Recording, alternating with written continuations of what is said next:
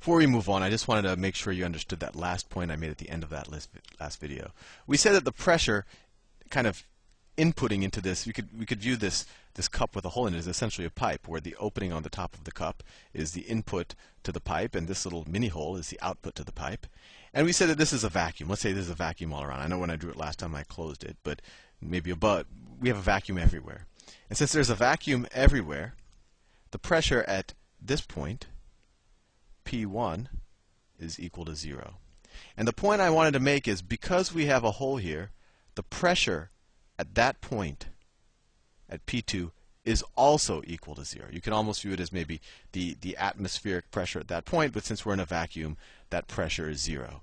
And that might have been a little confusing to you, because you said, well, wait, I thought at depth, if I had a point, let's say at that same height, that I would actually have a pressure at that point of rho GH.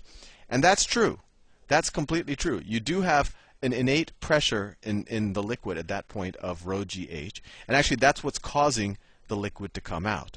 But that's actually taken care of in the potential potential energy part of the equation. So let me rewrite Bernoulli's equation.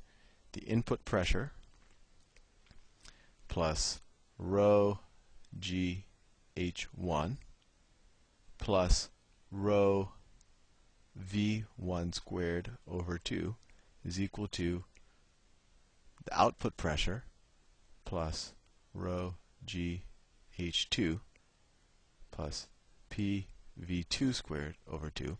And I think you understand that this term is pretty close to 0 if the rate at which the surface moves is very slow if the surface area is much bigger than this hole. So it's like if you poked a hole in Hoover Dam, that whole lake is going to move down very, very slowly, like 1/1,000,000th of the speed of which the water's coming out at the other end. So you could ignore this term.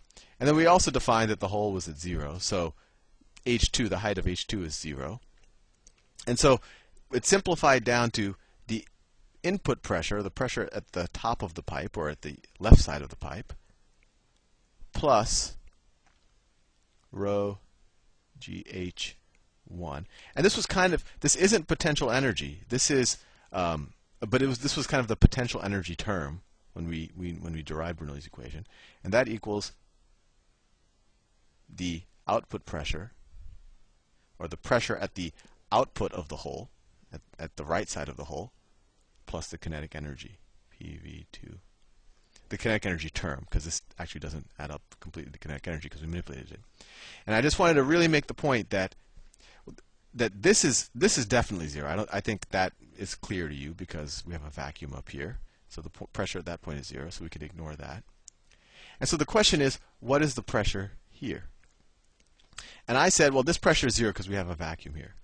If I were to say that the pressure over here at this hole is equal to PGH, let's say that I said that the pressure at that hole is actually equal to PGH, where this is H, then I would have the situation where PGH is equal to PGH plus PV squared over 2.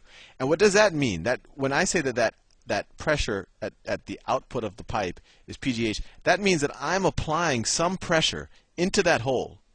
And essentially, that pressure I'm applying into the hole is exactly just enough offset to pressure enough offset to offset the pressure at this depth. And because of that, none of the water will move. You can imagine if this is the hole, let's say that's the opening of the hole, and I have some water particles or some fluid particles. Let's say that these are the atoms. These are the atoms. We're saying innately at any point, let's say at this, sure, there is a pressure at this point that's equal to rho GH. But this is P2, how much pressure I'm exerting on this end of the hole. This is P2. And if I exert rho GH at this end, if I exert rho GH at this end, then these molecules that are just about to exit the hole aren't going to exit because they're going to get the same pressure from every direction. So what we said in the last video, and I really want to, because this is a subtle point, is that the outside pressure being on the outside part of the hole is 0. And because of that, we end up, this term is 0, And we essentially end up with the change in the potential energy all becomes kinetic energy, which is something we're familiar with from just our kinematics and our energy equations.